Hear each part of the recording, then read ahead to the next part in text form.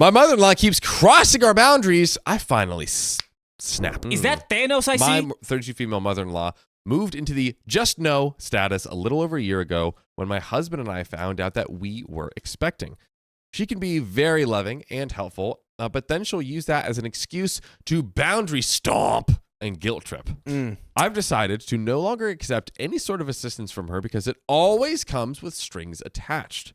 By the way, this comes from Pickled Carrot 19. And if you want to send in your own stories, go to the r/OK Storytime subreddit. Nice. So I gave birth to my son back in June. We did not allow hospital visitors, did not allow home visitors the first week, and we do not allow kissing. All of this caused my mother-in-law to become hysterical. She accused us of trying to keep her grandson and wanting her out of our lives. She complained to anyone who listened about how terrible it was that they were keeping our newborn from her for a week, for 7 days. Time passed, and now our baby is 7 months old. She got over the no visitors incident and has now decided she will not adhere to the no kissing rule, but only when my husband is not around. I have caught her kissing him multiple times, and each time I take my son back and firmly told her no. I'm guessing because of like germs. Yes. My husband and I talked about it and agreed that she is no longer allowed to hold our son until she proves that she can be respectful of our boundaries. We significantly reduced contact with her, but my husband believes that she's not bad enough to go full no contact with. Because of her attitude shift in recent times, he believes she'll grow out of it and become better. He is supportive of my decision to no longer try with her and assured me that he will be the one handling her so that way I don't have to deal with any of her BS. Yesterday, my mother-in-law called me and I ignored her call and told my husband. He said he would call her back in a minute, but she kept calling me, so I finally answered and I put her on speakerphone, and she immediately started ranting about how she saw the pictures I posted on Instagram of my husband and me kissing our baby son's cheeks. That's different. He has our immune system. She said it wasn't fair that we're allowed to kiss our baby, but she wasn't. I finally lost it, and I said, fair? You think it's not fair that I'm not allowed to kiss my baby? Was it fair that I was hospitalized twice because my nausea was so severe it caused me to be dangerously dehydrated? Was it fair that I spent the last month of my pregnancy with a fractured rib because of my baby?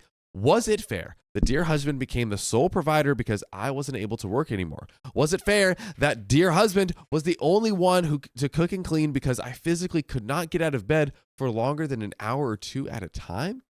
Was it fair that my had second-degree tearing? Was it fair that I couldn't pee or dookie normally for weeks after I gave birth? Was it fair that dear husband footed the bill for all of the hospital visits, the diapers, the formula, the wipes, the clothing, and everything else our family needs? Is it fair? The dear husband and I are the only ones losing sleep every single night because our baby wakes up every hour. And no, I'm going to go out on a limb and say it's not fair. Dakota, is it fair? No. Is it fair that dear husband has to go to work every day and comes home and starts parenting without a break? Dakota, is it fair that I spend all day, every day, with a screaming baby while covered in his drool and spit up? Of course it's fair. It's fair if you had a kid. Because it's our baby. Right, exactly. It's our baby, There Dakota. we It's go. our baby. And that's exactly what we signed up for when we became parents. We endured every difficult part of parenthood so far, and we will enjoy all of our parenting privileges too. So yes, dear husband and I are going to kiss our baby because we made him. You do not have any parenting responsibilities or privilege with him because he is not your child, Dakota. Correct. Stop trying to relive your glory days by putting your mouth on someone else's baby. Keep your mouth off my baby. And then I hung up. And then everyone clapped. I'm going to be honest and say that I had a speech planned. I knew one day that she would see me kiss my little chunky baby and claim that it was unfair. So I knew what I was going to say when that time came. Poor husband has been dealing with the fallout of the phone call. He was there for the whole thing. He and his mom are going out for lunch this weekend, and he plans to have a serious talk with her. He's considering going no contact with her, but we will decide based on how their conversation goes. And we have an update. I'm just going to jump right in. My husband had lunch with the mother-in-law yesterday. Before he went in, we sat down and wrote down all the talking points we wanted to discuss so we wouldn't forget any of them during lunch. It went as expected. She was upset I wasn't there to apologize to her. Dear husband said it was because I had nothing to apologize for. She tried to lecture me about how hypocritical I am when I cut her off and listed all the things that she has done starting from my pregnancy up until now. She repeatedly touched my belly without permission after being told to stop. She tried to invite her friends, people we don't even know, to my baby shower. My parents hosted and paid for the entire thing. She threw a fit when we told her that we were picking out his name. Oh, no, that's bad. Dude, that's our baby. We get to pick our child's name. You already got your turn, Granny, and we're not accepting any recommendations. She threw a fit when she found out she wasn't allowed in the delivery room. She threw a fit when she found out we wouldn't allow hospital visitors, and she even said, I wouldn't go there to see OP. I just want to see the baby. You could just bring the baby down to the lobby for me because I want to see him all. Yeah, sure. Let's bring the baby out of the doctor-approved environment just so you can just spit all over it. Yeah. Great. She threw a fit when we told her no visitors at our home for a week. She threw a fit when she found out my mom was staying with us after to help us out. She threw a fit every time we said no to her taking the baby out alone to an outing.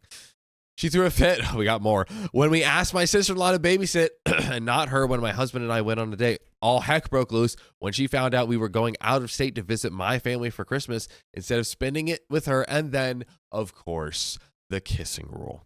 Of course, the kissy rules. The classic kiss rule. Shout out to Valentine's Day. The classic kissing rule. Oh, God. Now, my husband told her that the constant refusal to respect her boundaries as new parents was proof that all she cared about was maintaining control over her children and grandchildren. Unfortunately for her, he was raised to prioritize family above all else. And now my son and I are his family. Dude, that's kind of a fire flip. Guy was cooking right there. Dude, bro was cooking up. So our needs come first. He informed her that we would be reducing our contact so our son won't grow up thinking it's normal for adults to throw temper tantrums or weaponize relationships with family. He recommended that she go to therapy so she can understand her desire for complete control. He also reassured her that he loves her very much, but is not willing to let his wife and son suffer just so she can feel good about herself. Are we in Master Chef right now? Because Opie's husband continues to cook. I mean, they're both cooking, but husband just delivered a filet mignon of words. The parents in this story are getting down like it's Iron Chef. He would shut it down by telling her that if she wanted to have any sort of relationship with her grandson, then she would need to be quiet and listen for once in her life. He told her that if she could prove herself to respect our decisions as parents, then we would happily spend more time with her. As soon as he returned from lunch, he broke down crying. He has never really stood up for himself in a meaningful way to his parents ever. I know this was a heavy conversation for him, but I am so proud of him for putting his foot down. We're proud of you too.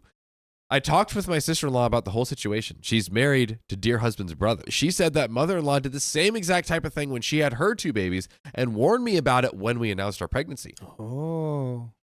This is baby fever. Repeat offender. Dear husband knew this behavior was going to happen, and we knew all along with our couples counselor, and we talked about how to navigate it. And if you want to talking about navigating your life, there's literally no better place to do that than by going to Spotify, Apple Podcasts, your favorite pod app, and searching OK Storytime, because why, Dakota? Because there you will find full episodes with stories just like this. We've heard from brother-in-law and sister-in-law that she called them to complain and play the victim, but brother-in-law shut her down, saying that she did the exact same thing when sister-in-law was pregnant, and we were absolutely right, coming to her defense.